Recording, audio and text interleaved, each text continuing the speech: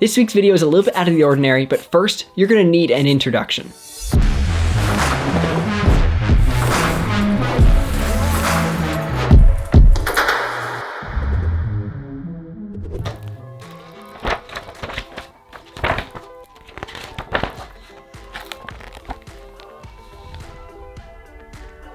This right here is our 11th and 12th grade video production teacher, John Dirksen. He may seem like an average guy, but he is by far one of the most interesting people I have ever met. Being born in Bolivia and growing up in Japan, and doing everything from having a rap group in high school to rafting down the Amazon River, I still to this day think there's nothing this man has never done. We've gotten to know John quite well over the years, and also if you don't know, he went to Belize with us. We've always wanted to make a video with him with the only prompt being tell us a story. The story he told us was of his experience shooting a documentary for the Discovery Channel called Tattoo Hunters back in 2007. Along with him came a guy named Pablo Durana, who if you don't know was with Alex Honnold and Jimmy Chin during the North Face Antarctica expedition back in 2017. And a young guy named Lars Kucher, who is an American tattoo anthropologist. We went to his house and sat down with him in his study where the walls and shelves were full of artifacts that he'd collected for many years of his travels. Unfortunately, he lost his voice a couple days before recording this, so he was just in the middle of recovering. Anyways, I know this is a longer video, so sit back, relax, and think of it more as like a campfire story. Or you could just listen to the audio like a podcast.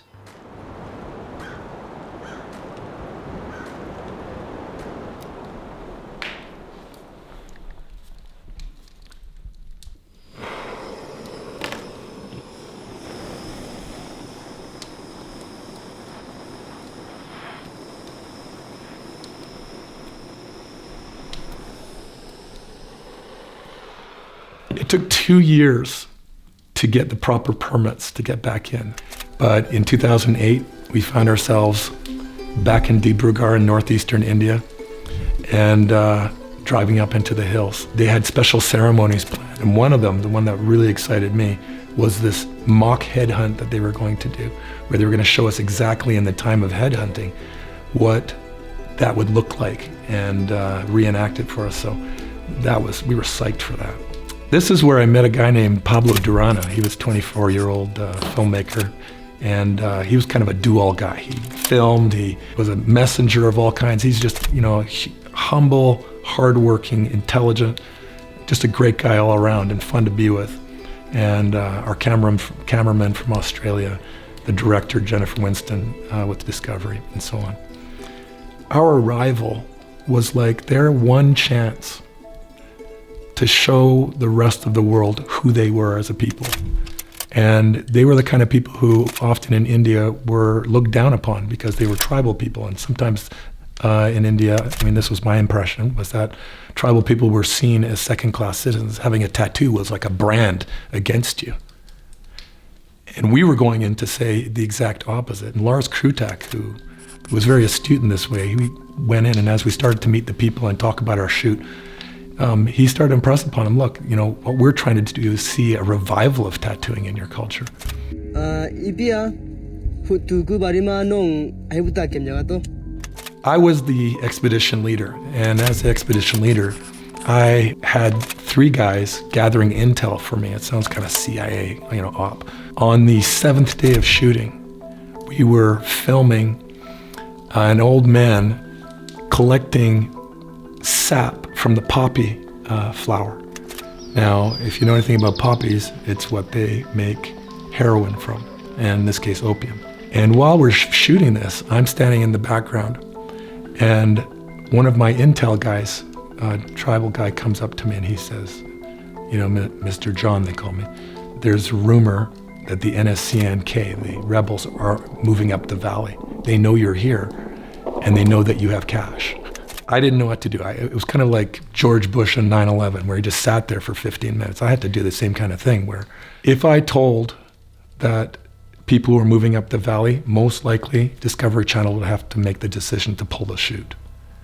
And it'd taken us 2 years to get in there. But people's safety was paramount. I took Pablo aside. He knew that the idea of insurgent rebels coming up the valley was a problem. We had also heard that now 30 children had been abducted as recruits for the rebel group. Adarsh, who was one of our fixers, a really great guy, he said to me, look, like maybe we should play this out because, this is not so uncommon. The risk doesn't sound that great, but over a meal that night, over a couple of beers, we had to have a hard conversation, and Paolo and I made the decision that we had to tell the director, and we had a pretty good idea of how she would react or respond. You should have seen Jennifer's face. It was one of abject terror. And I didn't realize, I was thinking of it quite differently. I was thinking we could get some security. There is Indian military in the area. We could pay them to, look after us and so on and so forth. She was thinking, I'm gonna get kidnapped and I'm gonna get raped. She said, well, okay, we're gonna have to call Discovery and see what they say. So that night, they called Discovery, and Discovery said, look, you guys are gonna have to pull. And we said, well, how soon? And they said, well, that's your call, Dirksen, and with the rest. But remember, this is on your shoulders, right? The main local fixer, a guy named Pongsa Wangham, also of royal blood, who had been helping us set everything up. He was very unpredictable because he was addicted to opium. Opium addiction is taking over their lives. But he was going to be the issue because he had set everything up and he had leveraged this as his way to gain power, I guess you could say, within the community, which is understandable, right? It was the most momentous thing in his life. And somehow I was going to have to explain things to him. So that night we started to strategize, and it was Adarsh who came up with the brilliant idea that we should talk about technical difficulty being the issue, not insurgent rebels, because you have to think about it. We had to finish the film. And if we were to say outright the threat of insurgents kidnapping us was our main motive for leaving, well, then that makes that part of India look bad. It makes those people look like, okay, why would a tourist ever want to go there, and so on and so forth. It was decided we go with the technical route. The next day, Pongsa, our fixer, had planned a mock headhunt, the one I had mentioned. And it was a big deal. It was supposed to be preceded with this extravagant meal. They were going to get, take their hits of opium, drink some whiskey, and then they were going to go into the forest and have this wild headhunt. And the headhunt was the idea that you would go to a neighboring village with whom you had a vendetta and bring back a human head as proof that you exacted revenge, and maybe a woman or two. But we can't bring our cameras with us because we're using the cameras as our excuse to leave. So we can't film it. So what the hell do we do? Pablo and I, we head up with our driver and our translator into, it's called Nyausa village. Pongsa's awaiting us. I decide just to go for it, just tell him what's going on. So I say, I'm so sorry, but I explain why we have to pull the chute. He goes ballistic. He falls on the ground, he's smashing his hands, he's screaming and bellowing, and he's saying we've ruined his life. He wished we had never come. Lars Krutak was with us taking pictures of some elders, and he's saying, Lars, I hope your camera breaks. We're gonna destroy all the tapes. I could see how much he'd laid on the line to have us there. I have 10 warriors waiting for you to do a headhunt. Do you understand what 10 warriors are like? I go, no, I don't. I mean, I can assume they're not gonna be in a good mood. He goes, these are warriors. These are people who kill people. And he's like dropping these weird, almost like hints. So he goes, you're gonna have to tell them yourself. I'm not gonna tell them. And they're waiting in a hut down there. So he went on this hike. So I said, Lars, you take off. So Lars Krutak, the narrator, he takes off. Pablo and I are escorted to this hut. And inside the hut, sure enough, there are like 10 guys in full warrior regalia. I mean, it's just awesome. I mean, they've got war paint and they've got all these things from the jungle hanging from, they've got their head hunting baskets on with monkey skulls and they're only in loincloths. I mean, this is how they head hunted. It was amazing, it was so authentic. And that was the beauty of it. They had gone out of their way to reenact this whole thing. And what I found out was this is the first time that anybody from the outside had ever seen this, would see this ritual. They were willing to do this because it was Discovery Channel, right? There was one chance for the world to see them. Pongsa says something in Wancho to these men, and they all freak out. And they're all yelling at me, pointing fingers, they've got spears. And Pablo and I are just kind of shaking in our boots. And we're thinking, how are we gonna get out of this? Then Ponxa said to us inside the hut, you're not leaving. And there's a guy there. Some of these guys had guns, but there's one guy especially who he had introduced to me as a guy named Noksha. And Noksha had been, I believe he had been a captive of the NSCNK rebels for 2 or 3 years and escaped. And he was our security, but now he became our guard. Then I realized I had made maybe the biggest mistake. Ponxa starts to demand money from us because he knows that Pablo has money. And Pablo had a whack of cash on him. And that was what scared me most, because I was thinking that makes us very, very vulnerable. I didn't think the Wanchos themselves would do something to us, but I didn't know if Ponxa might try to leverage something with the rebels or whatever. Ponxa starts saying, where's the Jew? Where's the, not Jew as in Jewish, but Jew as in the word means whiskey. Where's the kane? Kane means opium. We were supposed to bring, not opium, because I was against that, but I was supposed to have brought this case of little whiskey bottles for the warriors to drink before they went out and did this. And I didn't realize that the gifting thing was so important to these people, and that by not bringing the gift, I had committed a huge faux pas. And he goes, where's the whiskey? And I said, I forgot it back at the guest house. And his face goes white and he starts screaming at me. And the warriors are freaking out and they're in my face and they're screaming and shouting. And at one point, Ponxa's going like this in my face, right? And I grab his hand and I don't know what else to do.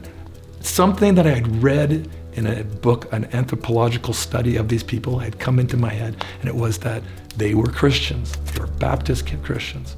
And I was thinking, okay, I'm gonna play one card that I can think of. I take his hand and I say, Ponxa, are you a Christian man? And he looks around and he goes, yes.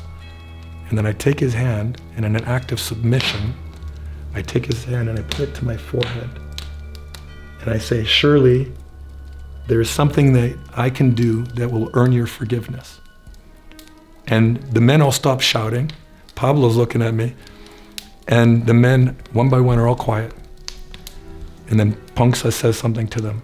And then they're kind of nodding and saying this. Finally, I say, Ponxa, what are they saying? And he goes, they want me to stop shouting at you. Technical difficulties with the camera isn't your fault, and you made a mistake by not bringing the whiskey. But they're gonna expect payment. That's what he said. And I said, well, that we can do. We had to pay each warrior 500 rupees, which was a lot of money in those days. And then he said, you're not leaving because we are going to do this headhunt. You are going to see it. And I said, yeah, we are. While this is all going on, I kept pretending that I had bowel issues. And I would go outside to pretend to go to the bathroom. But I had a walkie-talkie on me, and I would send up little messages up to the top of the mountain where the rest were. But the problem was they only heard bits and pieces sometimes of what we were doing. Every once in a while I would turn the walkie-talkie on to let them hear what was going on. They thought we'd been kidnapped. Instead, we were kind of being held hostage, right? Being kept. Anyway, we have this feast, and then they take us on this headhunt. And the way it started was that almost like the outside was the stage. The warriors all disappear, and then they lead us outside, and the sun's just hitting that nice golden hour, right? And all of a sudden you start seeing the warriors in the bushes and behind trees. And they take us on this romp through the jungle, because it's all jungle around there. We have to run after them. And they've got their spears, they've got their guns, right? And they take us finally to this little hut. And the hut represents the village that they would have stormed or assaulted, right? And then this stump represented a man, and they just obliterate the stump with their machete, or what they call their dowels, their machetes, and their guns, and they're smashing this thing. And then behind the stump, this one guy pulls out this little woven basket, and in the basket is a head.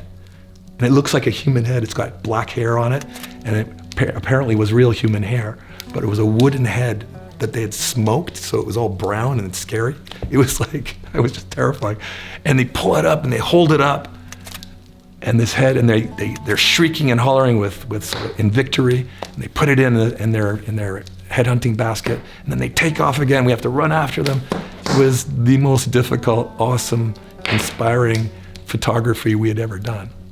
And Pablo and I are just like, how can we have missed this with our big cameras?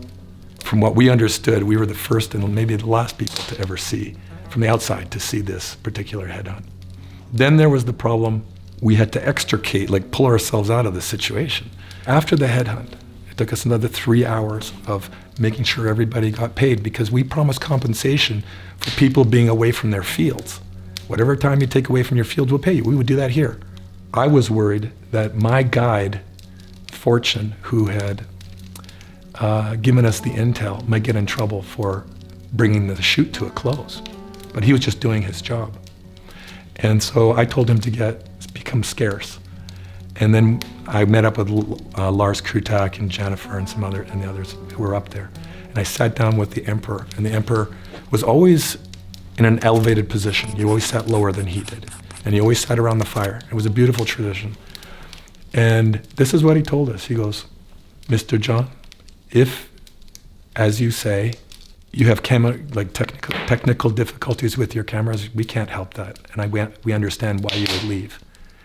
If it's because of security issue and you're worried about your safety, we in this village and the other 6 villages will lay down our lives to protect you.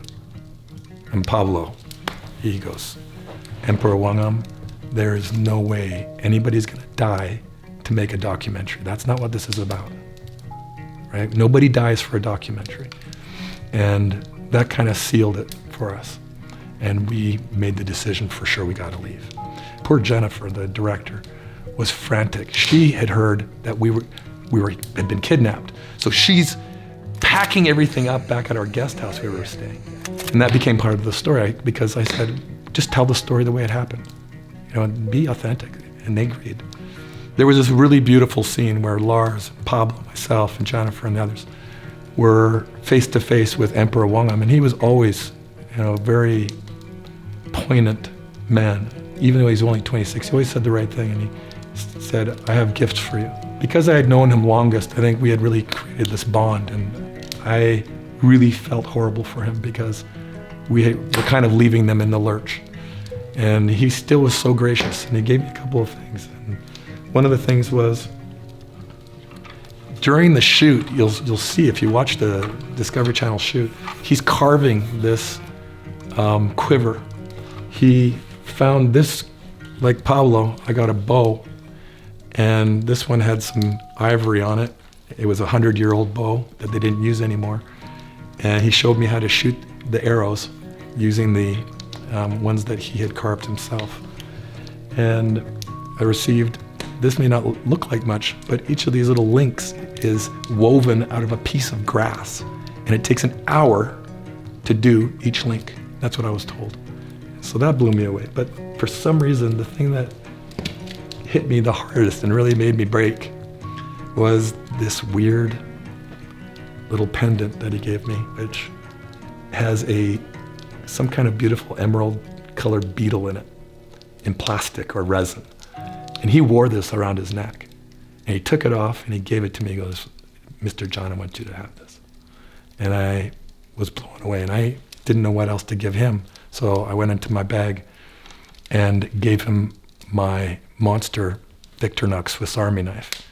And that was a good trade. We finished filming in the Jeeps as we left. Lars was talking about how he had to leave, and then the Emperor drove with him a little bit of the way and said, it's too bad that you have to leave, but security is an issue. In the actual documentary, we tell the truth, which was there were issues with security. And the following week, supposedly, the insurgents came up to the village where we were and stole children. So it was a very real threat. What we came out of it with, though, was this immense respect and profound gratitude to these people who had treated us so well. And I just wish, if I have any regrets in life, one of them is that we couldn't finish filming there and do that justice.